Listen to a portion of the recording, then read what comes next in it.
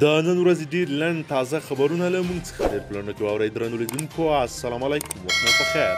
ضیاءالحق قمرخیل د ولسمشر غني د دوو ځانګړو فرمانونو له مخې ضیاءالحق قمرخیل په پارلماني چارو کې د دولت د وزیر او غلام بهاءالدین جیلاني پیښو ته د رسیدګۍ په چارو کې د دولت د وزیر په توګه ټاکل شوي دي.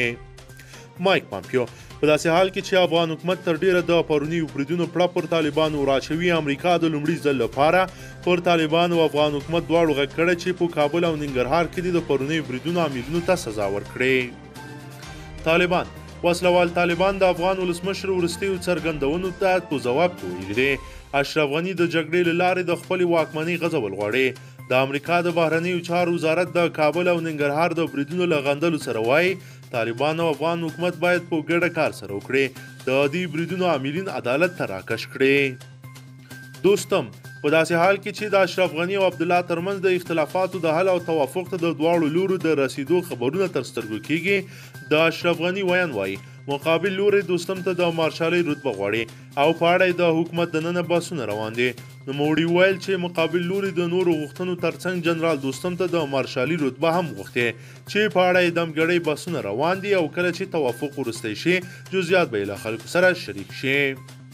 امرالله صالح د طالب اورپکو د ذلت او تورمخۍ شیبې رالنډې دي. د ولسمشر لومړی مرستیال امرالله صالح په خپلو تازه څرګندونو کې طالب اورپکو ته ګوتڅنډنه کړې ده او وایي چې نور د دغې اورپکې ډلې د انزوا او مختورۍ ورځې رالنډې شوي دي. ښاغلی صالح په هیواد کې د وروستیو جنایتونو په غبرګون کې ویلي چې دوی باور لري ترهګرو ته به ماته ورکوي او د طالب اورپکو عمر به لنډوي. بهرنیو چارو وزارت د بهرنیو چارو وزارت وایي په سعودي عربستان کې له 600 توقیف شوي افغانانو 240 له بند آزاد او افغانستان ته راستانه شول. د بهرنیو چارو وزارت په خبرپاڼه کې راغلی چې په سعودي عربستان کې د افغان سفارت د هڅو په پایله کې له یادو 600 کسانو 240 چې د کورونا وبا خپرېدو پر مهال د مهاجرتي اسنادو او کنسلۍ ستونزو له امله توقیف شوي او له روغتیایي ګواښونو سره مخ وو، خوشي شوي او نن هیواد ته راستانه شول. حامد کرزی پخوانی ولسمشر حامد کرزی د کابل ښار په دشتي برچي سیمه کې پر سل بستریز روغتون او ننګرهار په ښوي ولسوالۍ کې بیخي بریدونه په کلکو ټکو غندلي دي. د حامد کرزي له مطبوعاتي دفتر څخه په خپره شوې اعلامیه کې راغلي چې پخوانی ولسمشر دغه عمل بشر ضد جنایت او د افغانستان له خلکو سره ظلم بولي. اشرف غني ولسمشر اشرف غني په هیواد کې د وروستیو بریدونو په غبرګون کې ملي دفاعي ځواکونو ته امر کړی چې له دفاعي حالته وځي او یرغلیز حالت خپل کړي. ولسمشر د کابل، ننګرهار او په هیواد کې د وروستیو نورو بریدونو په اړه د ملي ټلویزیون له لارې ولس ته په خپله وینا کې ویلې.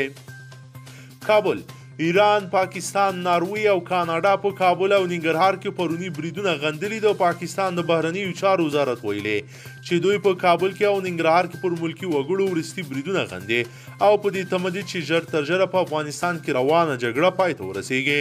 په کابل کې د ایران سفارت هم پرونی بریدونه غندلي او وایي چې پر ملکی وګړو برید وحشت او له بشري حقونو سرغړونه ده.